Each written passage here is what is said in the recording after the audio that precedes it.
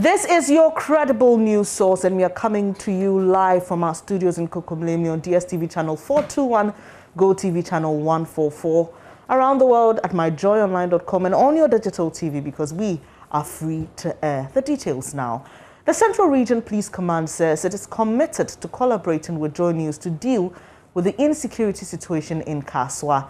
Many residents have expressed concern with what they see as the worsening security situation in the Central Region town. It follows the alleged murder of a 10-year-old boy by two teenagers for money rituals in Kasoa. JoyNews' reporter Maxwell Agbagba has for days been serializing issues about the insecurity situation in the community some residents claim is crime-prone. Here's a wrap of what we've brought you this week. This is the spot where 42-year-old Stephen was standing when he was accosted by two men on a motorbike. We understand from eyewitnesses that they asked for his money, and that was followed with a gunshot. They made away and bolted with the money. But this place was buzzing with activities like these. Eyewitnesses say it was too late to pursue the robbers. His wife, Mamiesi Ankuma, has been narrating to me how she got to know of the killing. I'm going to know Sanji's kind of boy. Some hours time, Nami, I'm afraid the phone. They shot him and bolted with his money. I called his phone some hours later. A man answered and said that his phone is at the police station. He lied to me that my husband was involved in an accident. I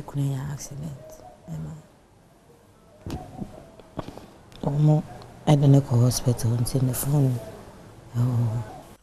Our only hope now is the police. They should help arrest the perpetrators.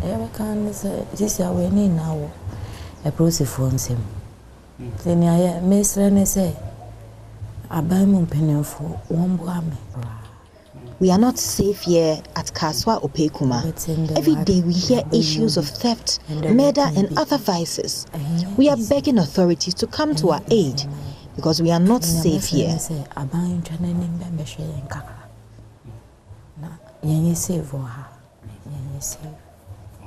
Especially The deceased 42-year-old Stephen Tim was married for 6 years. He left behind a 5-year-old son. Eric Asamoah is a friend of the deceased. We feel very unsafe here. When you are sleeping at night, you are scared. When you send your child, you are scared.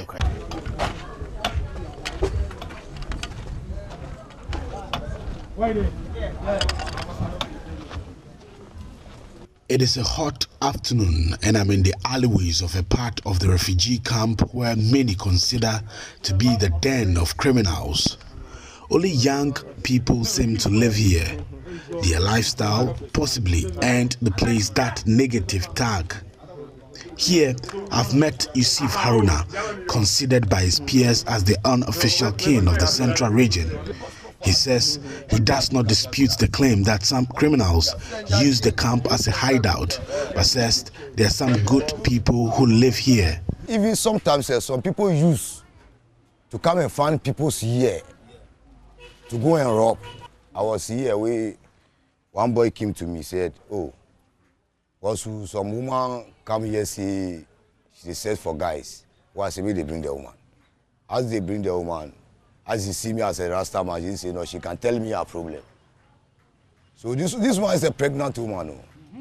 And she tell me that she need a boys. Maybe they go rob one man at Sodru. You know, at Sodru.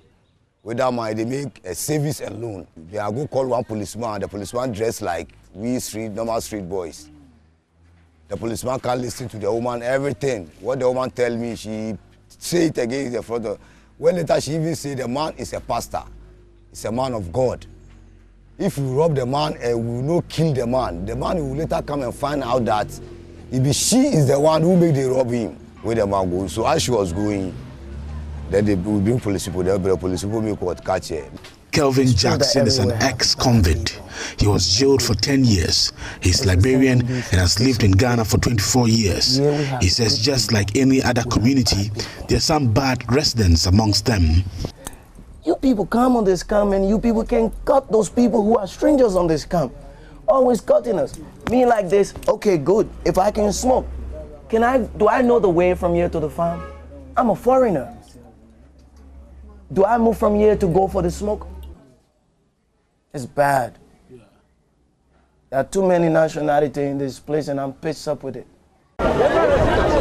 People are still shocked in the Kasoa neighborhood where the 10-year-old boy was killed. The woman I've met here claims one of the suspects had wanted to use her grandchild for the rituals. I have a 10-year-old daughter. The 18-year-old suspect came to my house. I cannot tell lies. He came to my house to ask for water. I told him I did not have water. He sent my daughter to buy it for him, but she said no. Her friend, who is here with her, says the 18-year-old suspect had bragged about how he was going to be rich soon. He told me not to look down on him and that he loves me. He continued to say that he will be rich soon. He was wearing a red cardigan. I told him we are not peers because I'm 36 years old. But he said my age does not matter.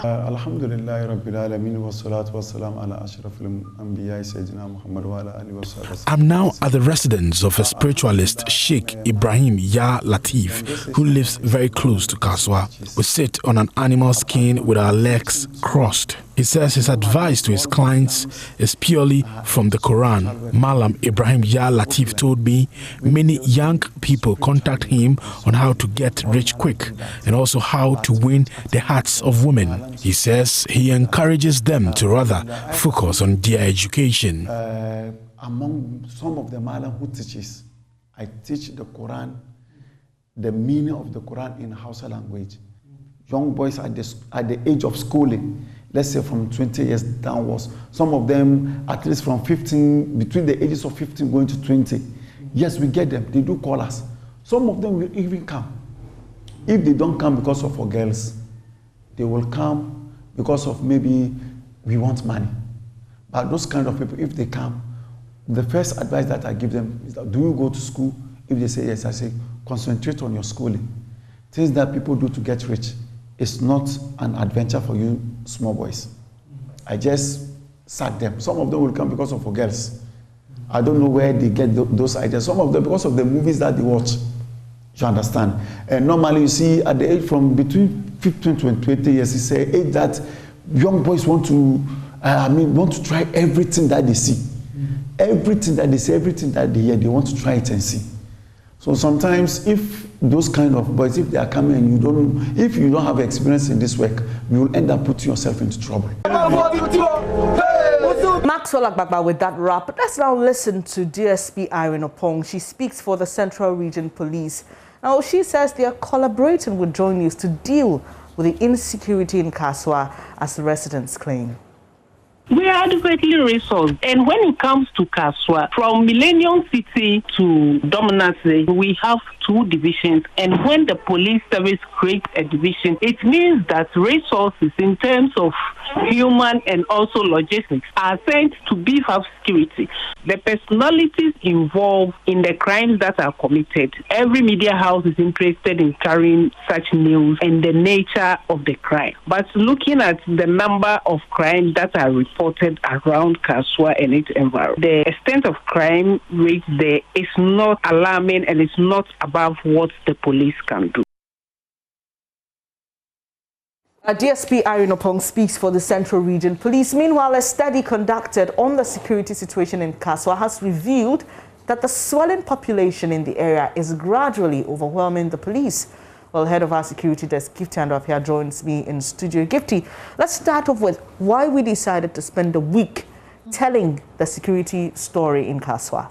Well, as you know, if we, thank you very much, Venice, if we decide to tell the security story in Kasoa, we probably need a month or more. But a week will sort of highlight the issues, and then it will bring into perspective what the problem is and perhaps how we can solve it. When we heard of the the death of 10-year-old Ishmael. I mean, that was the latest crime story from Kasoa. And apart from that, you know that there were several incidents that had happened in Kasoa. If I can just refer you to some of them, which Maxwell obviously dealt with in that report. Just in December last year, during the election, we heard that some gunmen had shot occupants of a Kia saloon vehicle. A lot of people thought it had to do with the election, but we learned later that it had nothing to do with the election. It just happened to be a crime. And between then, December and this month, we had heard there were things that you wouldn't even hear being reported, but were happening. One of them was the middle-aged man who was just shot. I mean, you're just standing at a junction and then you just get shot. It's bizarre. So when we heard of the death of the 10-year-old Ishmael, we thought that why Kasoa? What is this about Kasoa that makes it, you know, sort of attached to all the crime, almost all the crime stories that you hear, perhaps from the central region? So we set out to investigate and try and find out what the root causes are, if we can, and how it will help the police in solving the problem of insecurity in Kasoa. That's the why. Yeah, talking about helping the police, we just learned that the Central Region Police is willing to collaborate with us to deal with the situation as we've highlighted. Tell us more about that. Well, so if you allow me, maybe I can go into maybe the specific areas that we try to look at. Exactly. You know, in highlighting the problem. So in highlighting the problem, we wanted to find out, again, using Ishmael's, the 10-year-old Ishmael's murder case as a springboard to look at the background of the suspects involved. One of them was 18, we're told. One of them is about 16. So we wanted to understand who they are. What are the influences that may have brought them to where they are as young people? Everybody was shocked. Like, they think of the age and they say, how can someone this age commit this crime? So we wanted to understand their background. Where are they coming from? Who are they? And with that, it will help us to understand the general security, get the residents, get the people who know them to talk to us about the general security. You heard the DSP, Irene Opon, talk about the police's ability to deal with it. Because one question we set out to answer is the police overwhelmed? Is that the reason why we're seeing this happen in Kasoa? So that's one thing that we set out to find out. Then we wanted to find out whether or not this complaint we get from the residents that there is an influx of foreigners had anything to do with it. If that is the case, you know, like I said, we're finding the root causes. Is it that the police is overwhelmed? What can we do? Is it that the influx of foreigners, as the resident put it, that's causing the problem? Is that the situation? If that's the case, how can we deal with it? You remember some time back that some immigration officers were attacked by some people. It happened in Kasoa. So is it that the influx of foreigners is causing this problem? We also wanted to understand there are a lot of land guard issues that come up when you mention Kasoa, because like Maxwell said yesterday in his reports, there are vast lands there. So people are buying land, people are developing, people are moving to the area and settling, and they need to protect their land, so they employ the services of land guards. But Maxwell made a point yesterday on Newsnight, which was very instructive. He said they are land guards by day and they become armed robbers by night, because in the day they have the weapons. Those who employ their services give them the weapons. In the night, you know, you get some work to do with those weapons. So we wanted to find out what the issue was also about a land guard and land guardism and how it is connected to the rate of crime there. And then ritualist or spiritualist advertisements. If you have driven on the road to Kasoa, Venice, you know the kinds of things that sometimes you see on the billboards. It's all over the place. So we wanted to understand how is this having any influence on the crime rate in Kasoa. So one of the things we wanted to do was to bring this up, highlight the problem, get the people to talk about it, and then it will give the police some sort of direction if they don't already have. So it's great. Yesterday, Irene Opon indicated that even though the people are complaining, when they go into their documents and look at their data, it doesn't reflect what the people are saying. And couldn't that also be an indication of a mistrust in the police? Exactly. It's one of them. You can't say for sure until you have done a scientific research. But of course, if you are not, it's possible also that people want to settle the matter. People have issues and they decide to settle it, man to man, So it's possible that they might find the going to the police a bit cumbersome. Maybe it's too long a process. That's one. Another thing, they don't trust the system, so they don't believe that the police will do anything, even if they go out to report. The third thing is that they feel like I can deal with you this way, and I don't need to bring in the police. So it was very exciting when the police officer said they are willing to work with Maxwell Agbagba, who has now gone to the ground. I mean, this is the plan we put together that Maxwell has so excellently executed. So they want to reach out to us, with the information that Maxwell has, and to help them strategize or to help them deal with the problem. I think it's a great thing, but it will be important to look at the data that she says they have, which does not, according to her, conform or tally with what information is coming. And then we can now work around why are we seeing this lack of collaboration among the people in the police, and how we can solve the problem going forward. Give to you, you mentioned the bit of wanted to find out what will influence young people to allegedly perpetrate such a crime.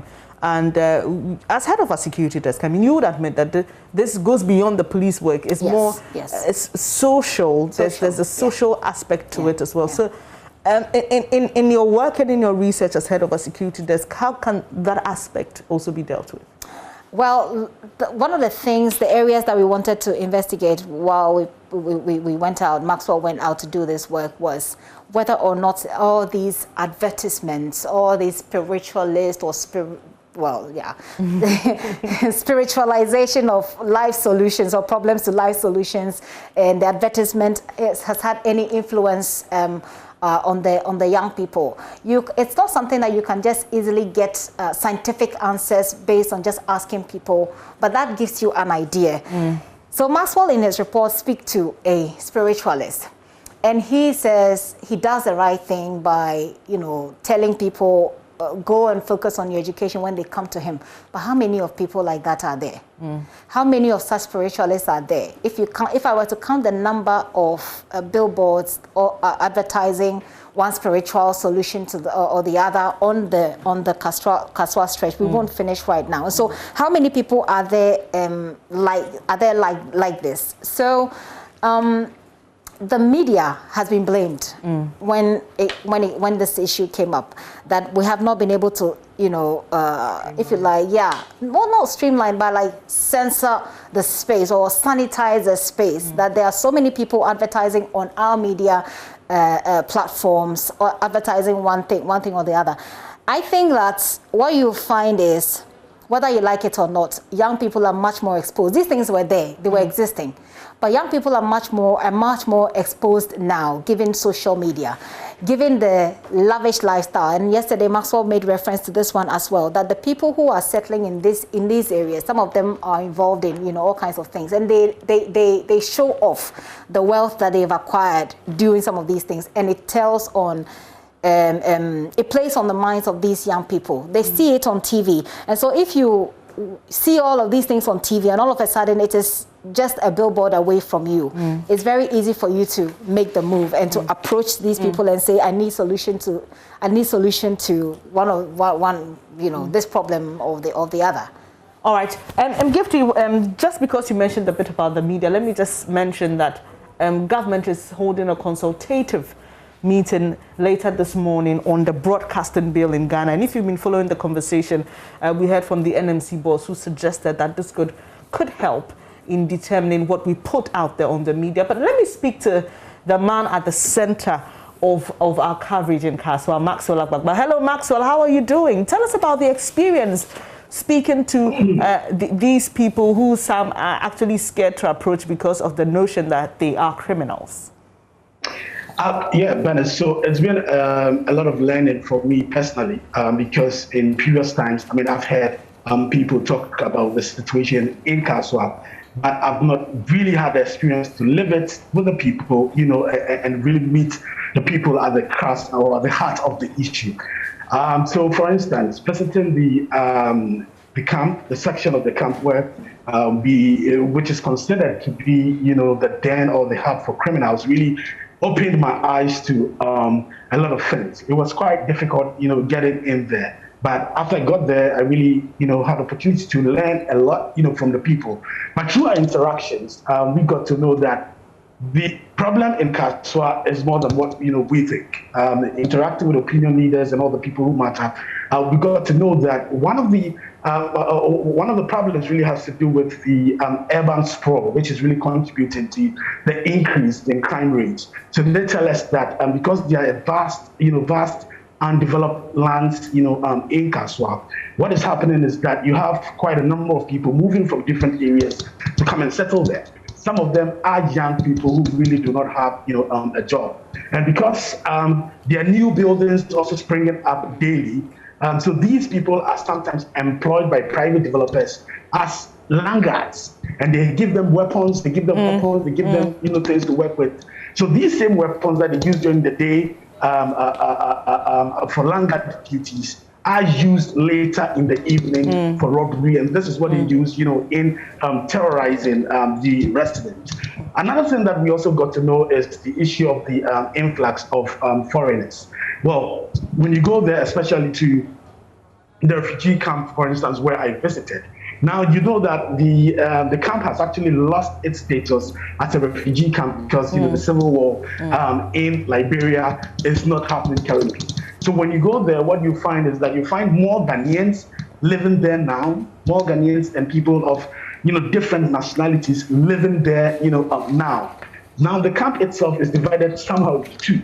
There's a portion where you find normal people going about their duties and all of that. But the place where I visited is the place which is considered as the hub for criminals, and it's the people I interacted with, you had them actually opened up to me that yes, indeed, they've had situations where people go and commit crimes, and then they come and then use the place as a hideout.